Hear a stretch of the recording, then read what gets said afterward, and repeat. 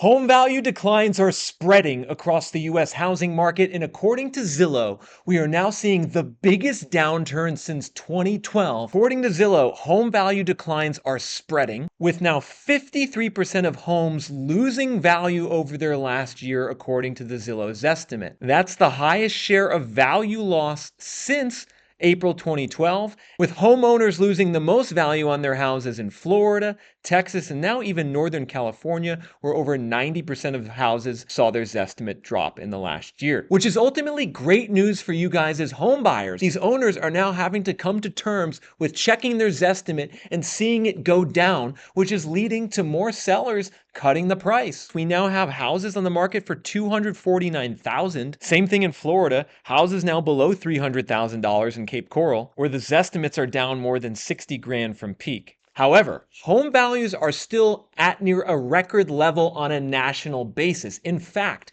inflation-adjusted home prices in the US today are over 80% above their long-term 100-year average, indicating that this is just getting started, everyone. They tried to tell you for the last 3 years that there was no housing market downturn, and now clearly there is a housing market downturn. The question is, just how bad is it going to get? Or I should say, just how good is it going to get for you as a home buyer next year? Well, according to the National Association of Realtors, we're actually going to see a bounce back in the housing market in 2026. The NAR is predicting double-digit growth in home sales, with prices rising 4%, folks. This is interesting. And that next year we're going to see a real measurable increase in sales. And that according to the NAR's chief economist, home prices nationwide are in no danger of declining. Of course, we should come to expect that from the National Association of Realtors, everyone. They're generally much more bullish on the economy. You know, the people who make up their members are realtors, and realtors want to see more home sales. So don't be surprised if you see a lot of people on Instagram and YouTube and social media over the next 3 months hyping you up that there's going to be a rebound in the market next year. However, really what you need to pay attention to is the data. And here's what the data is saying, everyone. On a national basis, over the last 12 months in the US housing market, home values are flat, according to data from Zillow. There's been no growth in home values nationally, but no contraction. Now, if you look at single-family values only, it's a 0.2% increase, whereas condo values are down 1.5%. So there's interesting breakout, folks. We just actually added single family and condo value breakout to Reventure App. You guys should check it out. You can see some states like Florida are seeing a complete collapse in the condo market. So condo values in Florida are down 9.9% in the last 12 months. That's the biggest one-year decline in condo values since the 2009 housing bust. In terms of single family though, Florida is only down 4.9%. So the single family market in Florida is the worst performing in the US in terms of prices. However, it's not going down as much as the condo market. You can see other states where single family home values are now dropping include Georgia, South Carolina, North Carolina, Tennessee, Texas, Arizona, California, Nevada. These states in blue have declining single-family values, whereas the states in red are still seeing single-family home values go up over the last year. Now, I know what some of you might be thinking. Well, wait a minute. Can we really trust the Zillow Zestimate? If you talk to a lot of homeowners and a lot of realtors out there, they'll tell you that the Zestimate is not potentially so good. If you go on Reddit, you'll see some people say that. Some people say that the Zestimate can go up or down 20 or 30% on an individual listing, depending on what it gets listed at. And what Zillow is showing here is on a national basis, they have a 1.8% error rate on their Zestimate for on-market homes and a 7% error rate for off-market homes. You can see in some states their error rate is lower, like in Colorado, it's 1.3%. In other states, their error rate is a bit higher, like New York, the error rate is 3%. But in general, folks, the Zestimate is a pretty good marker of what a home is worth, especially when you take a bunch of different homes across zip codes and counties and aggregate them together. That's when the Zestimate actually gets to be a very reliable indicator of where the housing market is heading. But what I want to do for you guys right now is break down this data in more granularity. So if you're a home buyer or investor getting prepared to buy in 2026, you can be informed in understanding where the market is heading. And the number one thing we need to know to understand where the market is heading happening and if it's a good time to buy and if prices are going to drop and if these estimates are still going to drop is by looking at inventory. How many homes for sale are there on the market across America and in your location? And is that inventory going up or down? Well, folks, according to data from Realtor.com, there's now over 1.1 million active listings on the U.S. housing market. That inventory level's up 15% year over year, and this is the highest number of listings now since 2019. So we're now almost back to pre-pandemic inventory on a national level. And we're back to pre-pandemic inventory while home sales and buyer demand is still much lower. So you could see, for instance, the mortgage applications to buy a house in the US is still about 30% below the pre-pandemic average. So we're 30% lower on mortgage applications to buy. We're 30% lower on buyer demand, while the inventory is now almost back to normal. And this concoction is leading to an increase in the months of supply on the national housing market. And the more that months of supply goes up, the more desperate sellers are going to get to cut the price. And this explains why we're seeing this softening in the housing market. Why are we seeing the Zestimate dropping on over half the homes? Why are we seeing sellers across Texas and Florida and California starting to cut the price in earnest? It's because that inventory is going up while the sales are still down.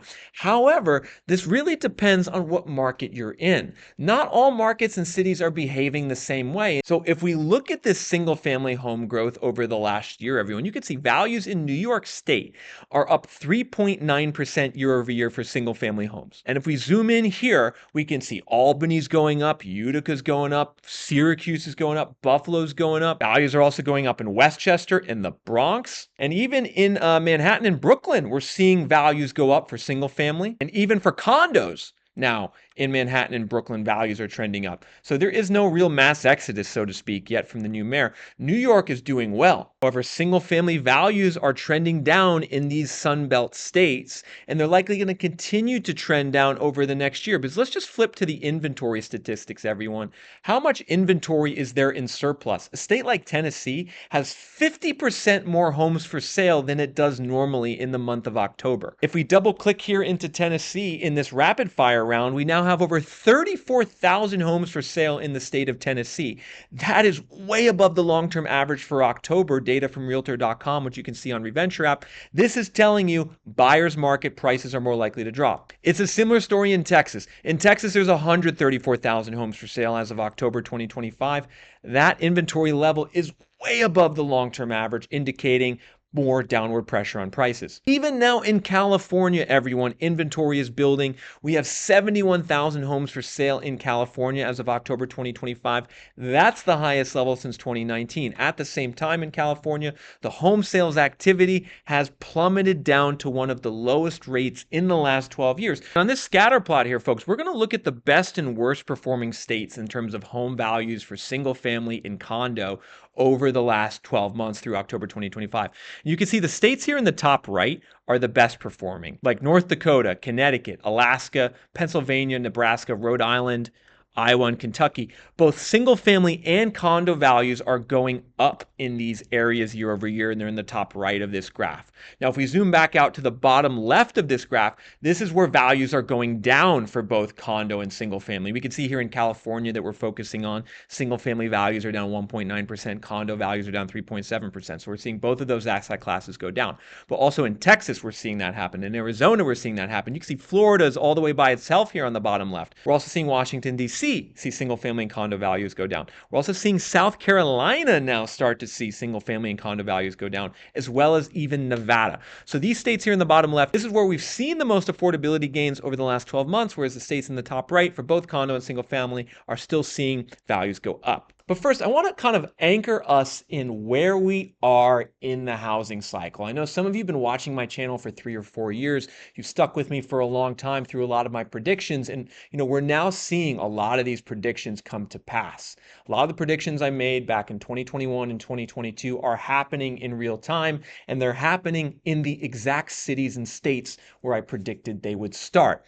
And ultimately, what this means, folks, is we're seeing the housing cycle shift, right? We're seeing it shift into the downturn where we're seeing prices drop. We're seeing more inventory on the market, but it's happening slowly. right? It's happening in a way that's very incremental. Home sellers have been frustratingly slow to get to this point where they're realizing that values are dropping.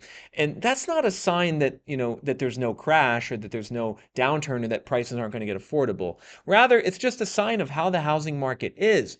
The housing market is a slow moving beast. It takes years and years and years for new batches of sellers to come to terms with the reality that the market is going down. And so for those of you who have been patient, for those of you who have been waiting, now is your time to be rewarded going into 2026. This is going to be the year really where you see the wheels come off the housing market in a good way, where we see a lot of the inertia get removed and we see a lot of these sellers really start to cut the price because we're seeing the inventory go way up.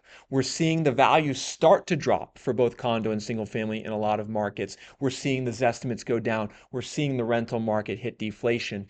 All of these things are telling you that if you've been waiting, good news is ahead for you in 2026, especially in the spring of 2026. I think we're going to see a big surge in listings, an even bigger surge than the last couple of years. That's going to bring inventory on the market probably to close to a 10-year high. I think we're going to see by the middle of 2026, and we might see a bit of an increase in home sales.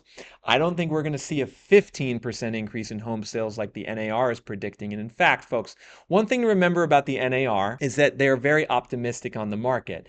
And just because the NAR and realtors are starting to predict that there's going to be an increase in demand doesn't necessarily mean it's going to happen. Because if we go back to 2007, everyone, January 2007, we can see an article here from Housing Wire saying that the National Association was expecting the market to rebound in 2007.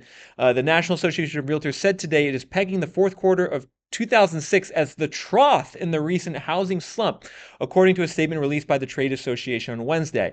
The NAR said it expects existing home sales to gradually rise through 2007 and 2008, while new sales are forecast to turn around by the summer. So here's a previous NAR economist back in the mid-2000s saying, back in late 2006, they were saying, oh, the downturn's over, the market's going to jump back up. And one thing that's important for you guys to remember, if you are an active buyer next year, like if you are seriously looking at buying in the next 12 months, which I think most of you are, I think about like 2/3 of you at least are going to be looking next year. You guys can let me know in the comment section below, like, are you guys actually going to be looking to buy a house in 2026?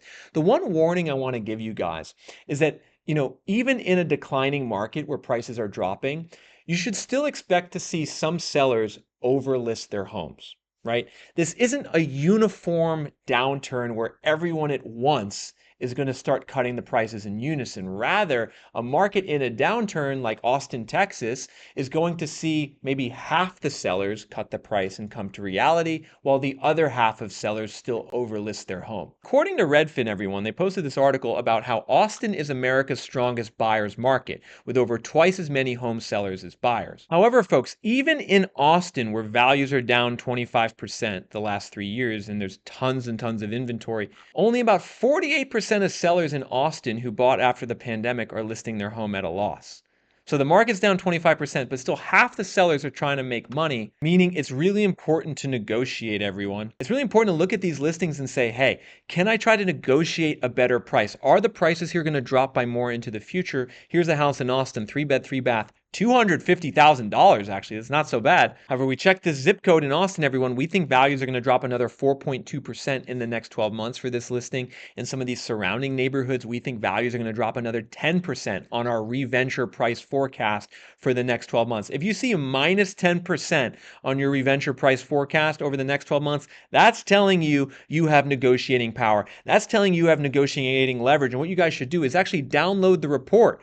Download the market report. Go to www.reventure.app on your computer, especially if you have access to a computer and laptop. Upgrade to a premium plan and then download the home price forecast report for your area so you can bring it to the seller. You could bring it to the listing agent and say, hey, this is an objective data source telling you where the market is heading. We think it's going to head down. That's why we're offering below asking price. You can hit that download report button here on the scorecard. You can access this download report button both on your computer and your phone if you go to www.reventure.app. Just click into the zip code and make sure to upgrade to our premium plan. You can upgrade by hitting Access Home Price Forecast, Upgrading to the monthly pass. Our monthly pass is only $49 a month, everyone, which is less than 0.1% of the cost of buying a house. Additionally, I would recommend you guys, if you know you're going to be looking for the next, let's just say 6 months, 6+ months, sign up for that annual pass. You'll save 32% on the monthly cost and lock in your housing market data for the next year. And also make sure to check out that single family and condo value data that we just added, also available under the premium plan, everyone.